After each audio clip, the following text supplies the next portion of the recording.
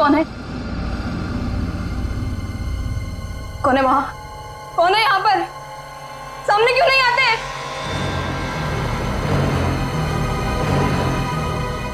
बस बहुत हो गया, बंद करो ये खेल, बंद करो ये खेल।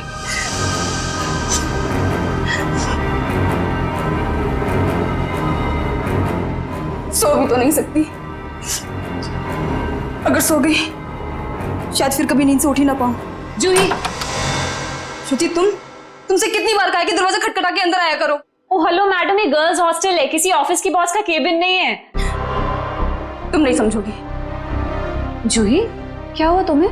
इतनी चिड़चिड़ी और उखड़ी उखड़ी क्यों लग रही हो?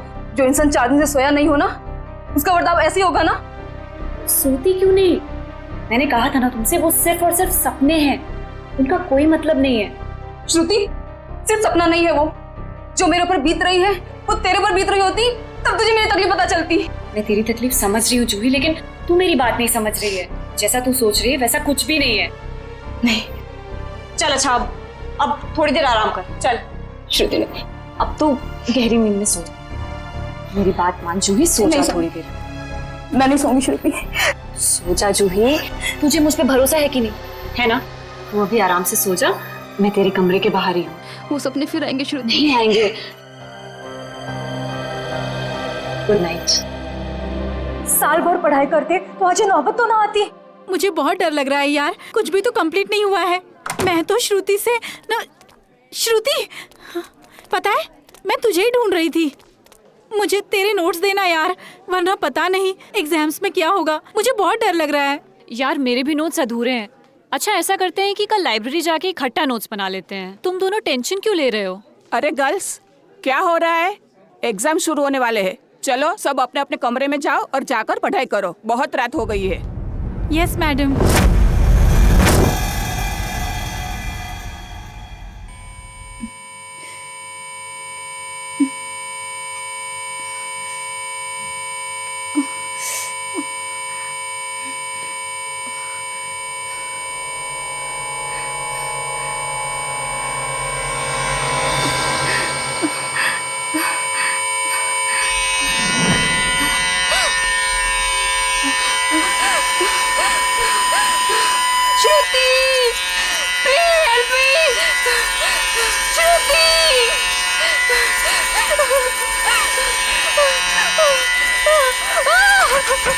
ये दरवाजा क्यों बंद है?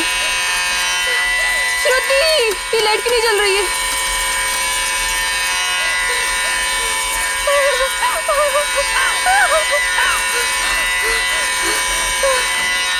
ये खिड़की क्यों जाम है?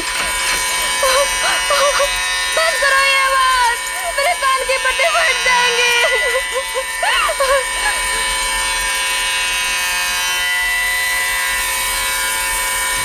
ये धुआं कहाँ से आ रहा है?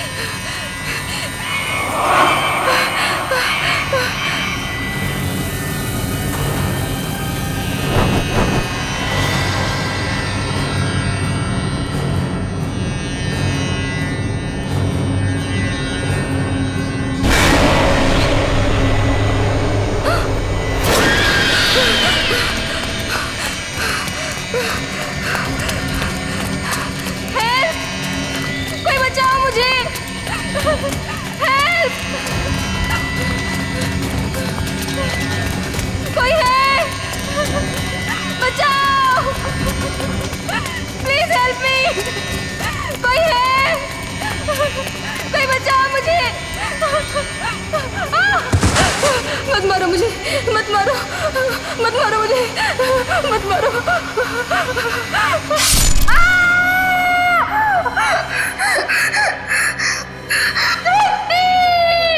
ओह नो, ये तो जूही की चीख है। लगता है उसने वही पुराना सपना देखा है।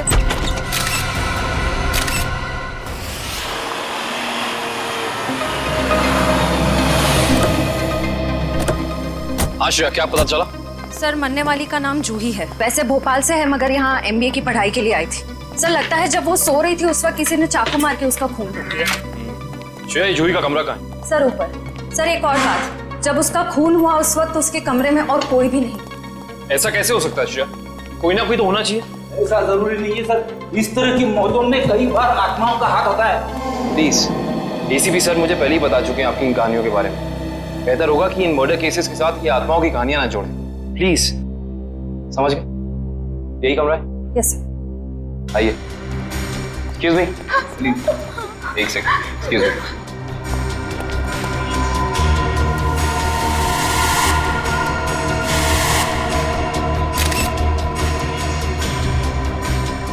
श्रेया, यहाँ पे चाकू का सिर्फ एक ही घाव है।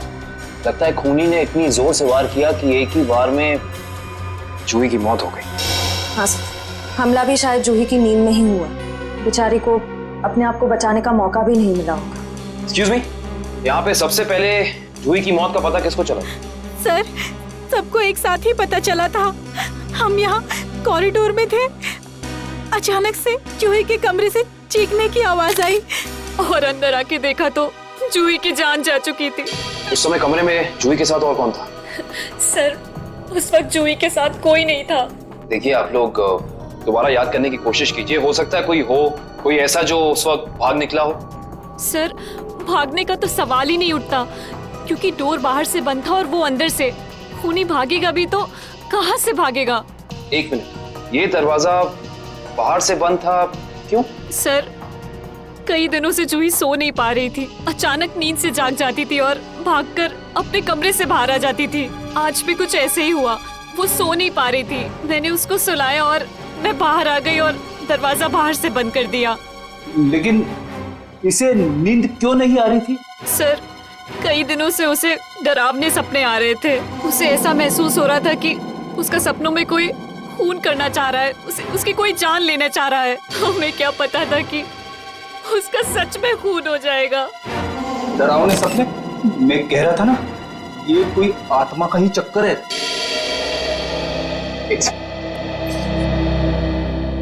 आपको कितनी बार बताया है कि आत्माओं की बातें सबके सामने मत किया करिए। वो लोग क्या सोचेंगे सीआईडी के बारे में? सॉरी। अच्छा, आप अभी कह रही थी कि जूही को डरावने सपने आते थे। कभी उसने आप लोगों के साथ कुछ शेयर किया कि उसे किस चीज के सपने आते हैं? कुछ भी? सर, उस ड्रॉर में जूही का स्केच बुक है। उस ड्रॉर में? जी सर। Sketch book? ये बुक? जी सर। ये चाकू? सर, ये वही चाकू है जिसे लेकर कोई उसका पीछा करता था सपनों में, उसे मारने के लिए।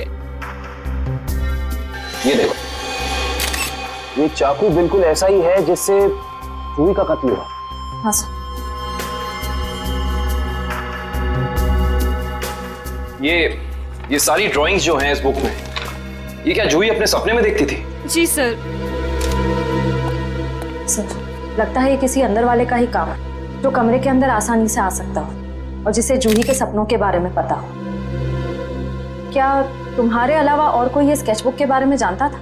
कोई नहीं। खूनी अगर इस दरवाजे से अंदर नहीं आया तो फिर इस कमरे में आया कहां से? इस बालकनी से। लेकिन बालकनी का दरवाजा तो अंदर से बंद है। अगर खूनी खून करके बालकनी से भागा है तो फिर ये दरवाजा अंदर से बंद कैसे? बालकनी का दरवाजा बंद, कमरे का भी दरवाजा बंद। कहीं जूही की आग? ये खूनी यहाँ आया कहां से, ये अभी पता चल जाएगा।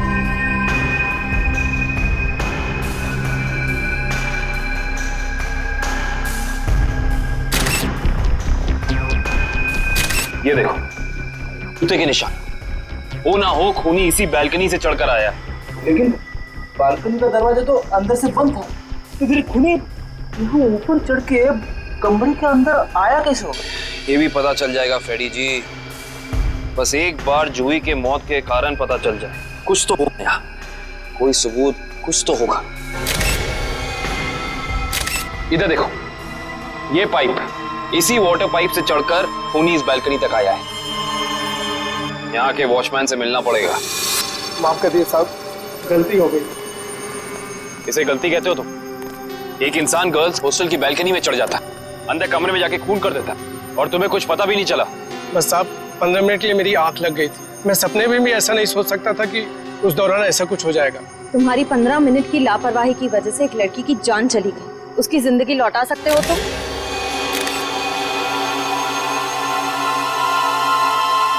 सर, ये जूता यहाँ झाड़ियों में पड़ा हुआ था। जूता यहाँ पे? हो ना हो, ये जूता उसी खूनी का है। सर, ये तो किसी आदमी का जूता लगता है। यानी बालकनी में जो इंसान चढ़ा था वो कोई आदमी था? सुनो, ये जूते को पहचानते हो? नहीं साहब। दोबारा याद करके बताओ, सही से याद करो। कोई इंसान यहाँ आया था जिसने ये लाल जूता पहना था? मैंने नहीं देखा, शायद अंजलि मैडम ने देखा हो, वो हमेशा रिसेप्शन पे बैठती है। ये अंजलि मैडम को बुलाओ, जाओ। जी सर। अगर ये जूता यहाँ है तो कुछ और भी जरूर होगा, ढूंढते हैं।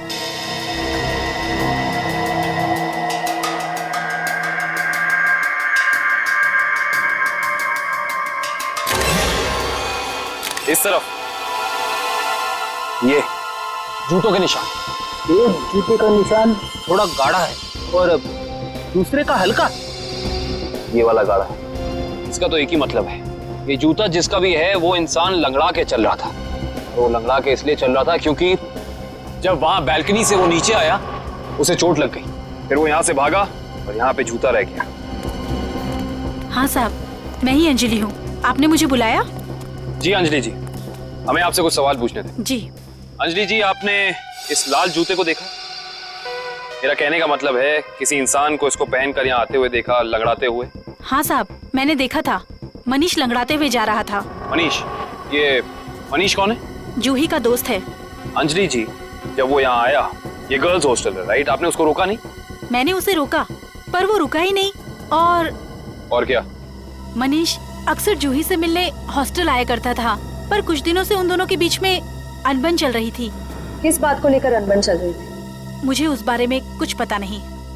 कोई बात नहीं, अब तो इस बारे में हम मनीष से ही पूछ लेंगे।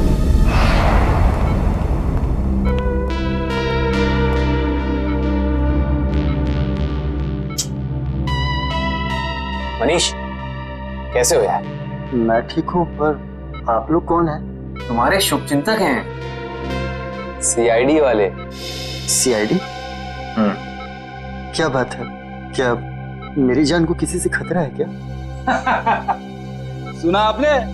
खुद एक बेचारी लड़की को मार के खटिया पे लेटा पड़ा है और पूछ रहा है कि मेरी जान को कोई खतरा तो नहीं है। ये क्या कह रहे हैं आप? मैंने किसी की जान नहीं ली। मनीष, ये पाँव में चोट कैसे लगी तुम्हें? वो मैं सड़क पार कर रहा था तो एक बाइक वाले ने टक्कर मार दी मुझे। सड़क पार कर रहा था बेचारा, टक्कर मार दी? वैसे ये हादसा हुआ कहाँ? MI रोड पे, जीपीओ के सामने। जीपीओ के सामने? तभी तो। वैसे अगर ऐसा था तो ये लाल रंग का जूता जो तुम्हारा है, हमें पता है जीपीओ के सामने मिलना चाहिए था। पर कमाल की बात देखो, ये जूता हमें सुर्णिमा गर्ल्स हॉस्टल के बाहर मिला। कैसे? मेरा जूता वहां कैसे पहुंचा? देखो मनीष, हमसे झूठ बोलकर कोई फायदा नहीं है। सच निकालने के और कई तरीके आते हैं। बेहतर होगा हमें सब सच बता दो। क्यों मारा तुमने जूही को? क्या जूही की मौत हो गई? खून हो गया उसका। क्यों गए थे तुम वहां? देखिए, मैं जूही के बालकनी में गया जरूर था, लेकिन मैंने जूही को नहीं मारा। इतनी रात को तुम वहाँ क्या करने गए थे मनीष? मुझे उससे बात करनी थी। ऐसी कौन सी बात थी जो तुम दिन के उजाले में नहीं कर सकते थे, जिसके लिए तुम्हें रात के अंधेरे का सहारा उठाकर चोरों की तरह पाइप से चढ़कर उसकी बैल्कनी तक जाना पड़ा? मैं उससे माफी मांगना चाहता था। दरअसल मैंने उसके दोस्ती को प्यार समझने की गलती की थी, लेकिन जब मैं वहां पहुंचा तो मैंने देखा कि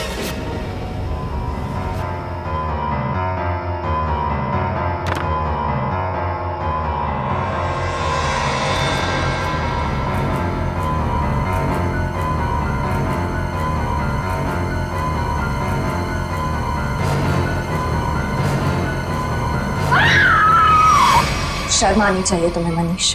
उसकी मदद करने की बजाय तुम वहां से भाग गए। यही है तुम्हारा प्यार? अगर किसी ने वहां मुझे देख लिया होता तो इल्जाम तो मुझे पर आता ना। देख तो तुम्हें लिया ही था। अंजलि जी ने तुम्हें रोकने की कोशिश भी की पर तुम रुके नहीं। ये सब छोड़ो, हमें ये बताओ कि जब तुम वहां थे तो उस वक्त कमरे में और कौन था? मैंने वहां किसी को नहीं देखा। हेलो, क्या? एक और कौन? कहां पे?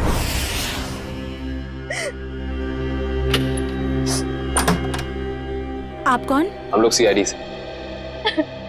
आइए।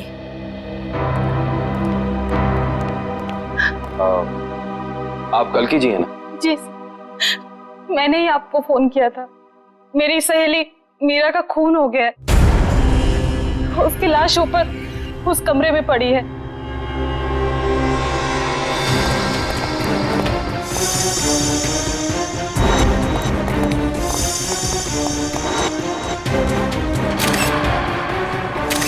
श्रेया, ये चाकू तो बिल्कुल वैसा ही लग रहा है जैसा जूही की मौत में यूज हुआ था। हाँ सर, लगता है किसी सीरियल किलर का काम। सीरियल किलर का भी हो सकता है और किसी ऐसे इंसान का भी जो दोनों जूही और मीरा को जानता है। वो यहाँ आया और उसने मीरा की जान भी इसकी नींद में ले ली। मतलब दो खून हूबहू एक ही तरीके से। सर, हाँ, लाश की हालत को देखकर लगता है कि इसकी मौत को 3-4 घंटे हो चुके हैं। 3-4 घंटे? लेकिन श्रेया, जूही की मौत को भी तो 3-4 घंटे ही हुए हैं। एक खूनी एक ही वक्त पे दो जगह पे कैसे हो सकता है? मैं तो कह रहा हूँ जरूर ये किसी आत्मा का ही चक्कर है। रेडी प्लीज, ये किसी आत्मा का चक्कर नहीं है। ये उस खूनी के किसी साथी या रिश्तेदार का चक्कर भी हो सकता है। लगता है इस जुर्म में एक से ज्यादा लोग शामिल हैं। लेकिन कैसे? कैसे हो सकता है? इस कमरे की सारी खिड़कियां, सारे दरवाजे अंदर से बंद हैं। और यहाँ पे कोई बालकनी भी नहीं है उस हॉस्टल की तरफ। तो फिर वो खूनी इस कमरे में आया कैसे? इस कमरे की तलाशी लो, कोई ना कोई सुराग जरूर मिलेगा। श्रेया, इसकी फोटो एल्बम और फोन डायरीज चेक करो। हो सकता है जूही और मीरा के बीच में कोई ना कोई कनेक्शन मिल जाए हमें। सर, रेडी, एम्बुलेंस को फोन करो बॉडी ले जाने के लिए। मुझे नीचे इसकी दोस्त से कुछ सवाल पूछने हैं।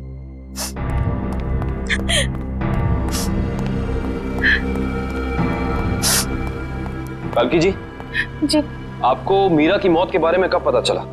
रात को मैं काफी देर से ऑफिस से लौटी तो मैं इस कॉरिडोर से गुजर रही थी कि तभी मुझे मीरा के चीखने की आवाज सुनाई दी। मैं दौड़ती हुई उसके दरवाजे तक आई। मीरा का दरवाजा खटखटाया पर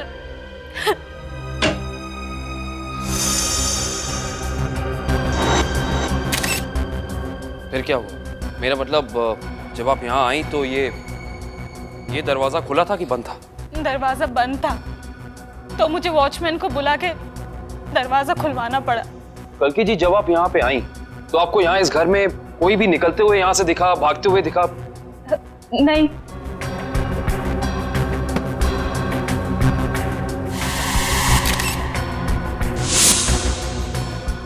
कल्कि जी, आपकी दोस्त मीरा काम क्या करती? बैंक की एरिया मैनेजर थी वो, और 2 साल पहले उसका तबादला हमारे शहर में हुआ था। तबादला? हाँ श्रेया, क्या पता चला?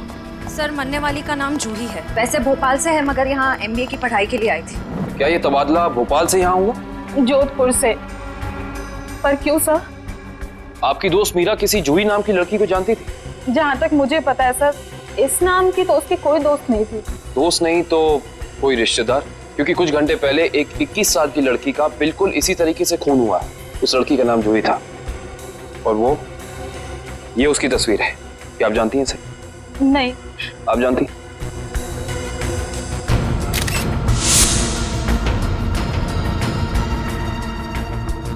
ये क्या हो रहा है हमारे शहर में? आम आदमी तो बिल्कुल भी सुरक्षित नहीं है। कल्कि जी, आपको किसी पे शक है? I mean, आपकी दोस्त मीरा की किसी से कोई दुश्मनी, कोई अनबन? उसका कोई दुश्मन नहीं था सर। मीरा तो बहुत ही सुलझी हुई लड़की थी।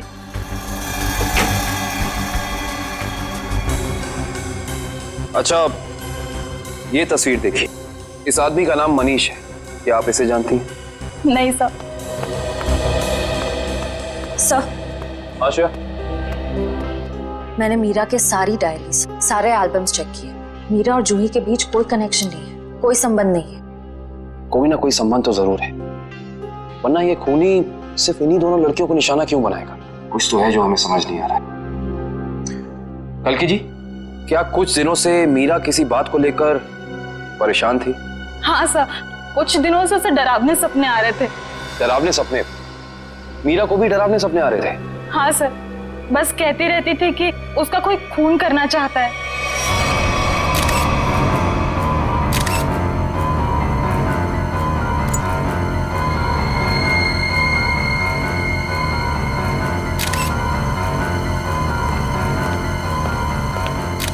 ये कैसे हो सकता है सर?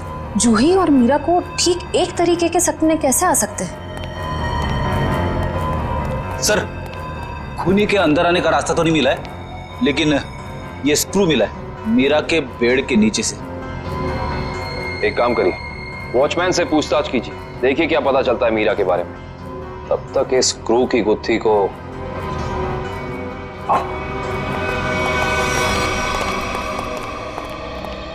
करण, रेडी को ये स्क्रू कहाँ मिला था? सर वहां उधर। इधर ये स्क्रू हाँ आया कैसे होगा?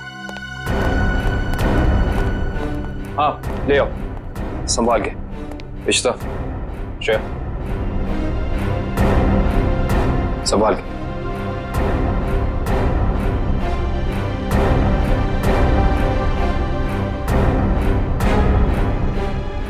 इश्ता,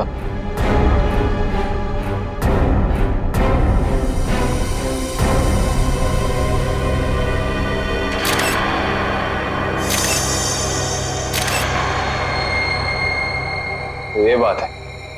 क्या हो सर? ये देख रही हो सीलिंग फैन? अब ये सीलिंग फैन इस स्क्रू की गुत्थी को सुलझाएगा। करण, समझ गया सर।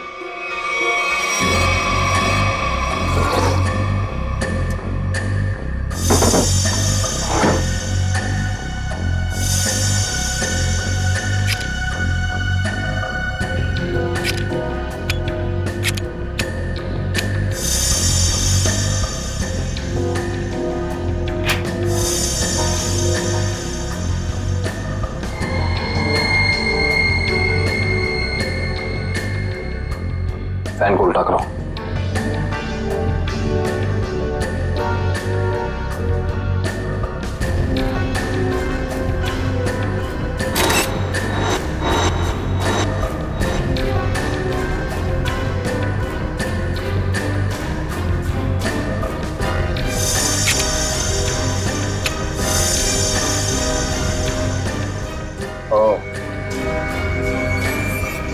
सर यानी ये स्क्रू इस फैन का है? हाँ श्रेया, किसी ने इस फैन के साथ छेड़खानी की है, अभी पता चल जाएगा।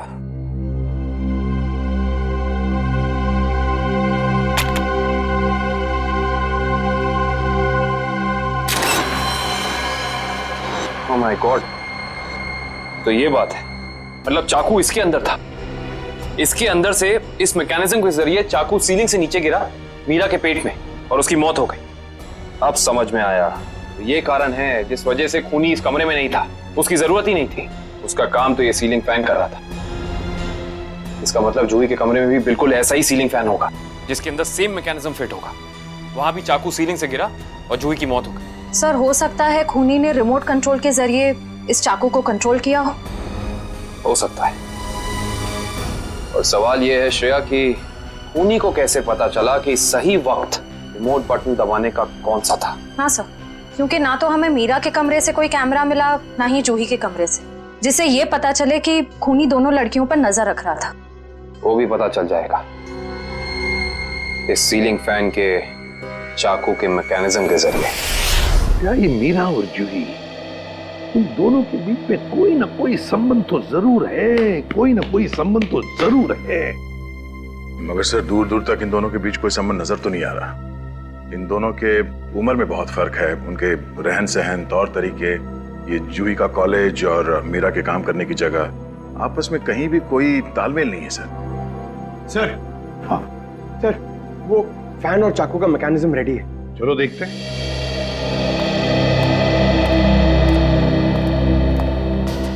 पंकज, रिमोट ऑन करो।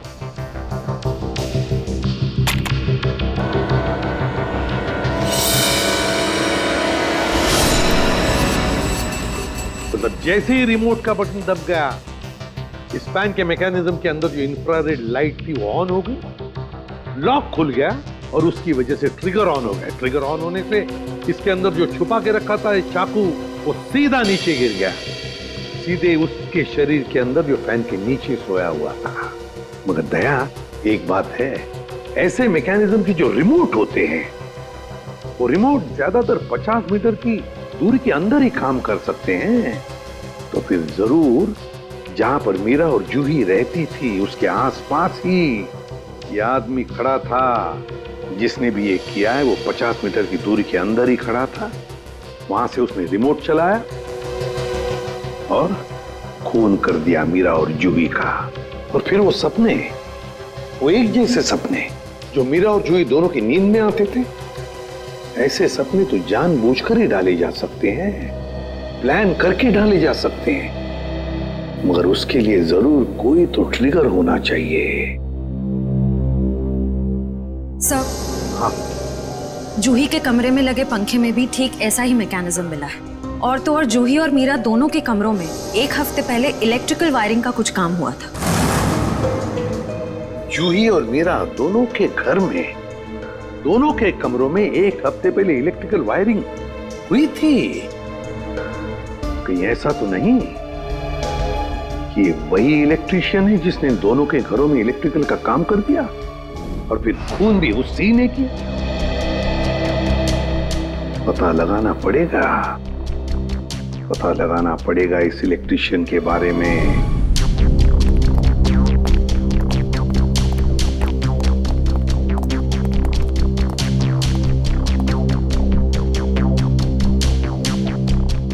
ना ही मीरा के मोबाइल पे कोई अलार्म था और ना ही जूही के मोबाइल।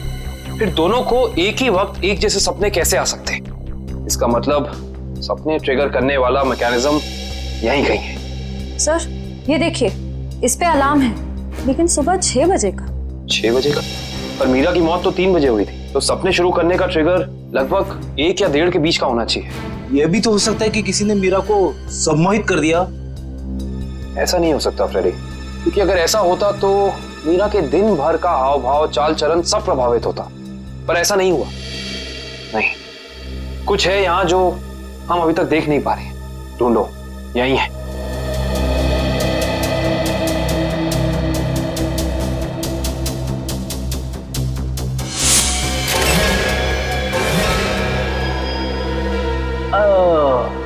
ये देखो,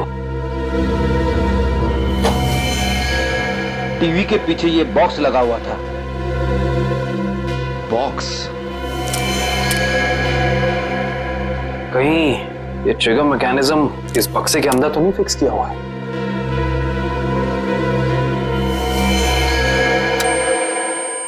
अरे अलार्म बंद करो, ये आवाज मेरे कान के पर्दे फटा ली। सर, कौन सी आवाज? यहाँ कोई अलार्म नहीं बज रहा है। अरे इतने जोर से बज रहा है, सुनाई नहीं दे रहा है। बंद करो। हाँ, बज तो रहा है, लेकिन बहुत धीमी आवाज में। बंद करो, बंद करो। बंद हो। Thank you. इतना भद्दा अलार्म मैंने जिंदगी में नहीं सुना। सोने वाला उठेगा नहीं, हार्ट अटैक से सीधे ऊपर चला जाएगा। मगर सर, अलार्म की आवाज सिर्फ आपको कैसे सुनाई दी? हो सकता है श्रेया, क्योंकि ये लो फ्रीक्वेंसी अलार्म है। श्रेया, ये सिर्फ उन लोगों को सुनाई देता है जिनकी साउंड टॉलरेंस और सुनने की शक्ति इसकी ध्वनि से मेल खाती है। यानी फ्रेडी सर की तरह जूही और मीरा भी इस अलार्म की आवाज को सुन सकती थी। वो ये बात नहीं जानता था। उसने इस ध्वनि का इस्तेमाल सिर्फ उनके दिमाग को कंडीशन करने के लिए किया, ट्यून करने के लिए, ताकि उन्हें वो डरावने सपने दिखा सके। लेकिन डरावने सपनों का कोई संबंध ही नहीं था इस मौत से। अगर वो चाहता तो बिना सपनों के भी मार सकता था उन्हें। मार सकता था, पर शायद वो ऐसा चाहता नहीं था। खूनी अपने शिकार के साथ खेलना चाहता था, तड़पाना चाहता था, फिर उनकी नींद में उन्हें एक गहरी मौत देना चाहता था। इंटरेस्टिंग। करण, कल की को बुला के लाइए। गो। ये देखो।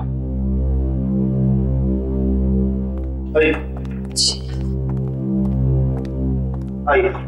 कल की जी। जी। इस आवाज को पहचानती हैं आप? ये आवाज मैंने यही सुनी है, मीरा के घर पे। कब? करीब 3-4 दिन पहले, जब वो अपने लैपटॉप पे काम कर रही थी तब।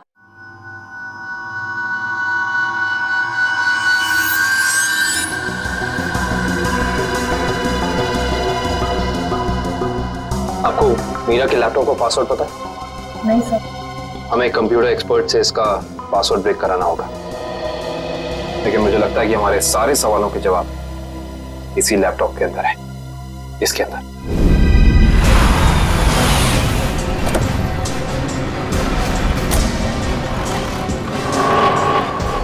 भाई साहब, हम लोग सीआईडी से। सीआईडी से? क्या हुआ साहब? हमें पता लगा है कि पिछले हफ्ते आपका एक इलेक्ट्रिशियन वायरिंग करने के लिए इस एड्रेस पे गया। हाँ साहब, गया तो था, पर हुआ क्या? इन दोनों जगहों पे एक खून हुए और हमें शक है कि ये खून आपके इलेक्ट्रिशियन ने किया है। मेरे इलेक्ट्रिशियन? हाँ, और वो भी पंखे में चाकू फिट करके। अरे बाप रे, पंखे में चाकू? जी हाँ, और आप ये बताइए कि इन दोनों जगहों पे आपका कौन सा इलेक्ट्रिशियन गया था? मंगेश गया था सर, पर आज वो आया नहीं है। इस मंगेश का एड्रेस तो है ना तुम्हारे पास? हाँ, मंगेश का एड्रेस लेके ना। सर, वो लैपटॉप का और ईमेल का पासवर्ड खुल गया। Very good job, thank you very much. काबिन, जरा लैपटॉप चेक करो। जी। देखो वो ऑडियो फाइल है क्या इसमें, जिससे सपने आते थे उसे?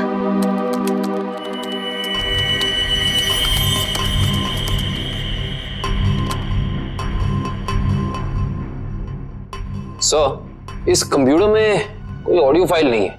हाँ, लेकिन मीरा के ईमेल अकाउंट में एक वीडियो फाइल दिख रही है। Video file? खोलो खोलो इसे जरा।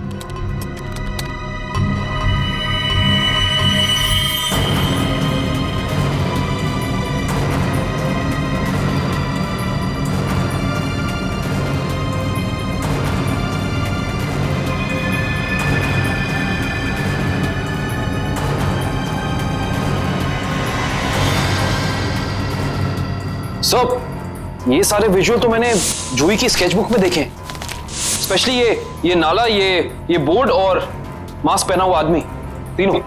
इसका मतलब खूनी ने जूही और मीरा दोनों को चेतावनी भेजी थी। उन लोगों को हमारे पास आना चाहिए था मदद मांगने। जरा ये फाइल फिर से चलाना।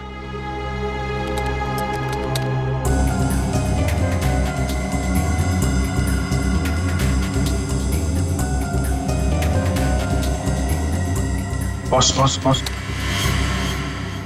बंजारा रोड, जो शहर के पश्चिमी हिस्से में है ना? Yes sir. मतलब जो कुछ हुआ है बंजारा रोड पे ही हुआ है। क्या? ठीक है, ओके। सर, उस इलेक्ट्रिशियन मंगेश का जो पता मिला था वो नकली है सर। कोई बात नहीं, स्केच बनवाओ उसका और अपने डेटाबेस में चेक करो। सब लोग बाहर ध्यान रखना।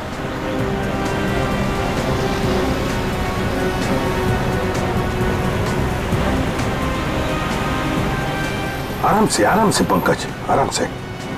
एक मिनट।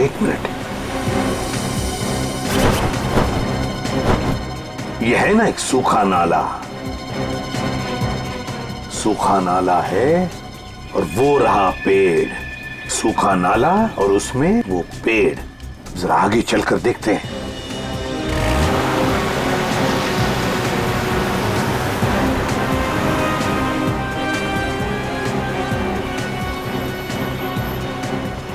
एक मिनट पंकज, एक मिनट। बंजारा रोड, मतलब हम सही रास्ते पे हैं। सर वो देखिए, वो पुराना घर जो हमें वीडियो में दिखा था। चलो आगे देखते हैं। अगर खूनी इस जगह का वीडियो बना के मीरा और जूही को भेज क्यों रहा था? शायद उन दोनों को अपने अतीत का याद दिलाने के लिए। मगर सर, मैंने पता किया सर, इस बंजारा रोड पे आज तक एक क्राइम नहीं हुआ है। यहाँ तक कि पुलिस ने एक चालान तक नहीं काटा है। सर, वो रही बिल्डिंग। हाँ, वो क्या, रॉयल मून होटल। ले लो अंदर।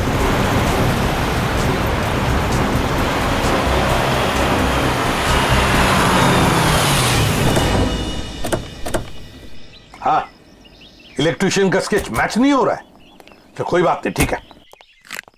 वेलकम सर, कहिए मैं आपकी क्या सहायता कर सकता हूँ? हम लोग सीआईडी से हैं। दरअसल एक केस के सिलसिले में कुछ पूछताछ करनी थी आपसे। सीआईडी? वो पूछिए, क्या पूछना चाहते हैं आप? वैसे जरा बताइए, कुछ दिन पहले क्या आपके होटल के बाहर कोई किसी तरह की वीडियो शूटिंग कर रहा था? शूटिंग? नहीं सर, हमारी होटल के बाहर शूटिंग या फोटोग्राफी की अनुमति नहीं है। ये दो फोटोग्राफ दो लड़कियों के, एक का नाम मीरा है, एक का नाम जूही है। क्या ये लड़कियां आपके यहाँ कभी ठहरी थी, कभी आई थी? सर, हमारे यहाँ रोज बहुत सारे कस्टमर आते हैं, ये बता पाना थोड़ा मुश्किल है। मैं समझ सकता हूँ, लेकिन हो सकता है आपके रिकॉर्ड में हो कुछ इनके बारे में। जरा देखिए। अलका, जरा रिकॉर्ड्स चेक करना। सर। हाँ सर, ये दोनों गेस्ट हमारे होटल पे रुके थे पिछले साल 17 मई 2013। 17 मई 2013 मतलब एक साल पहले। तो क्या एक साथ आई थी या अलग अलग? नहीं, अलग अलग। सर, इन दोनों के पास शहर में रहने के लिए जगह है, एक घर में रहती है और एक हॉस्टल में रहती है, फिर ये दोनों यहाँ किस लिए आई थी? कोई तो वजह होगी ना पंकज, कोई तो वजह होगी। क्या आपका रिकॉर्ड देख सकता हूँ 17 मई 2013 का? Sure sir. 17 मई 2013 काफी सारी लड़कियां आई थी उस दिन आपके होटल में। कोई फंक्शन वगैरह था क्या? हाँ सर, हो सकता है, क्योंकि हमारे होटल के पास में एक कम्युनिटी हॉल है, वहाँ आए दिनों फंक्शंस होते रहते हैं। अच्छा, कस्टमर का नाम रवि, 5 टैक्सीज बुक की थी उसने, 5। हाँ सर, ये एक नारी सेवा केंद्र चलाता है, मुस्कुराहट नाम है एनजीओ का। और वो अभी भी इसी होटल में ठहरा हुआ है सर। रवि इस वक्त आपके होटल में ठहरे हैं? पास वाले कम्युनिटी हॉल में जो फंक्शन चल रहा है, रवि का ही एनजीओ का फंक्शन हो सकता है। रवि सर, मैं आपका जितना भी शुक्रिया अदा करूं उतना कम है। आप सोच नहीं सकते, ड्रग्स के नशे से मुक्ति मिलने के बाद मैं जिंदगी के ऐसे ऐसे रंग देख रहा हूं जिन्हें ड्रग्स के नशे ने अंधकार में डाल दिया था। वेरी गुड मिश्रा, लेकिन इसमें मुझे शुक्रिया कहने की कोई जरूरत नहीं। ये सब तुम्हारे धैर्य और दृढ़ इच्छा शक्ति का कमाल है। हाँ, लेकिन अब उस सफेद जहर को कभी पलट कर भी देखना मत। हाँ? Okay sir. माफ कीजिएगा रवि जी, आपको मैं इंटरप्ट कर रहा हूँ, लेकिन ये जरूर कहूंगा कि आप बहुत ही अच्छा काम करते हैं, बहुत ही पुण्य का काम करते हैं हमारे देश के नौजवानों को ड्रग्स में से बाहर निकाल कर। सर, आप एसीपी प्रद्युमन है ना सर? जी हाँ, मैं एसीपी प्रद्युमन। सर, हमने बहुत किस्से पढ़े हैं सर आपके बारे में, और तभी से आपसे मिलना चाहता था सर, लेकिन अब आप सर बैठेंगे सर प्लीज? नहीं। सर क्या लेंगे सर आप? चाय, कॉफी, कुछ? एक ठंडा लेमन आइस टी। जी, ठंडा लेमन आइस टी तो नहीं मिलेगी, साधारण चाय चलेगी। रवि जी, हमें कुछ नहीं चाहिए, कुछ नहीं चाहिए, थैंक यू वेरी मच। बस एक जरूरी काम है आपके पास। 2 लड़कियों के बारे में हम कुछ इंफॉर्मेशन चाहते हैं। अब कौन सी 2 लड़कियां सर? ये जूही और ये मीरा, क्या आप बता सकते हैं कि पिछले साल ये दोनों आपके इस एनजीओ में आई थी? जूही और मीरा? हाँ सर, ये सर आई थी दोनों यहाँ पर। एक्चुअली सर, इन्हें भी ड्रग्स के नशे की बुरी लत पड़ गई थी सर, इसलिए ये दोनों आई थी यहाँ हमारा सेमिनार अटेंड करने के लिए। लेकिन सर, इस बात को तो करीब 1 साल हो गया है। अब इनके बारे में पूछताछ। इन दोनों लड़कियों का खून हुआ है। क्या खून हो गया? लेकिन सर कैसे, किसने किया सर? बस वही पता लगाना है, इसलिए हम चाहते हैं कि अगर आपको इन दोनों के बारे में कोई खास बात मालूम हो, कोई यादें हो आपके पास इनके बारे में, तो मदद हो जाएगी हमारी तहकीकात करने में। कोई खास बात इस वक्त तो याद। हाँ सर, याद आया सर, एक लड़की थी मोनिका, इन दोनों को उसकी चिंता बहुत सताती रहती थी सर। मोनिका? जी। क्या वो भी यहाँ आपके ड्रग रिहैबिलिटेशन सेंटर में आई थी? आई तो थी सर यहाँ पर, लेकिन वो ड्रग्स के खिलाफ अपनी लड़ाई जीत नहीं पाई सर। दरअसल सर, 1 साल पहले अपनी बिल्डिंग की छत से कूदकर उसने आत्महत्या कर ली थी सर, ड्रग के नशे में। मोनिका ने आत्महत्या कर ली? जी सर। उसका पता तो होगा ना आपके पास? मोनिका का एक ही सगा भाई है, अमित। मोनिका की मौत के बाद सारी प्रॉपर्टी, सारी जायदाद उसी के नाम हो गई। तो क्या मोनिका के भाई ने प्रॉपर्टी के लिए अपनी बहन का खून किया? ये भी तो हो सकता है कि मोनिका ने आत्महत्या की हो। मैंने कहा ना, काम हो जाएगा। जी कहिए। आपका नाम अमित है? जी हाँ, मगर आप लोग? सीआईडी। मोनिका के बारे में कुछ सवाल करने थे आपसे। ओह, 1 साल हो गए मेरी बहन को मरे, लेकिन अब भी कोई ना कोई आकर मेरे पुराने जख्म को रहता रहता है। पूछिए, क्या पूछना है आपको? देखिए अमित जी, हम आपका दुख समझ सकते हैं, मगर क्या करें, दो खून हुए, इसलिए आपकी बहन के बारे में कुछ सवाल करने आए हम लोग। दो खून? मगर किसके? जूही और मीरा का। ये दोनों आपकी बहन मोनिका के दोस्त थे ना? हाँ, बदकिस्मती से ये मेरी बहन के दोस्त थे। बदकिस्मती से? क्यों? वैसे तो मीरा और जूही तुम्हारी बहन की बहुत फिक्र करते थे। अगर सच में उन्हें मेरी बहन की फिक्र होती तो वो फिर से उसे ड्रग्स की खाई में ना धकेलते। क्या वो दोनों फिर से मोनिका को ड्रग्स की लत लगाना चाहते थे? हालांकि वो दोनों खुद ड्रग्स से छुटकारा पाना चाहते थे।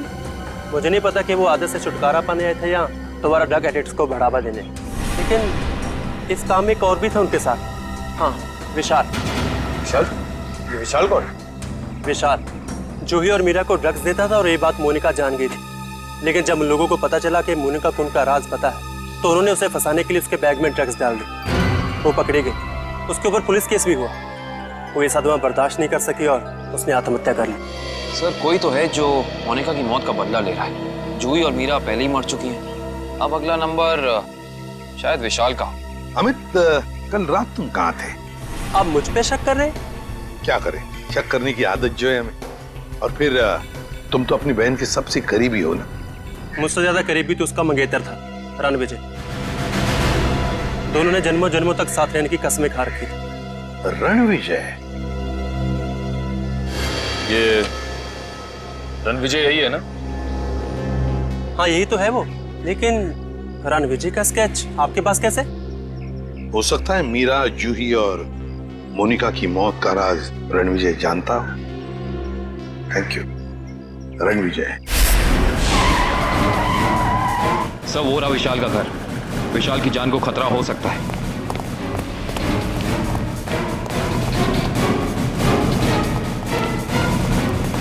सर, लगता है रणविजय पहले ही पहुंच चुका है। विशाल ठीक तो हो ना? सर, जान बचा के भागो सर। रणविजय कहाँ है? सर,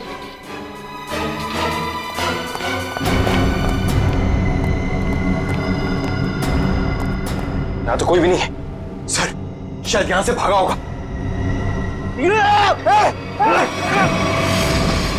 रणविजय! कोई मत हिलना। इसको मारूंगा नहीं तो। छोड़ दो उसे, छोड़ दो।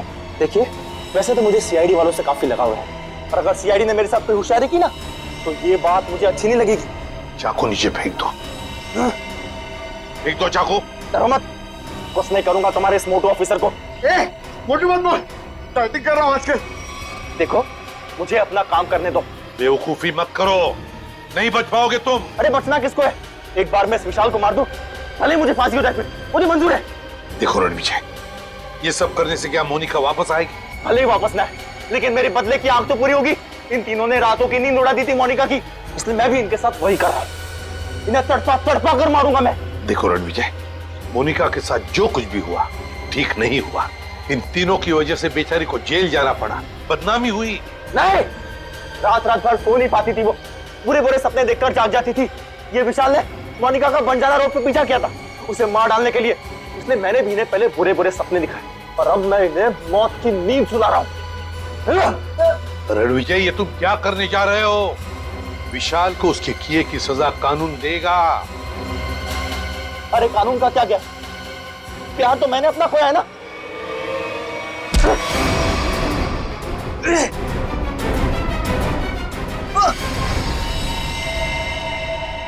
रणविजय, विशाल को तो उसके किए की सजा मिलेगी ही मिलेगी, मगर तुमने बदले की आग में दो खून किए।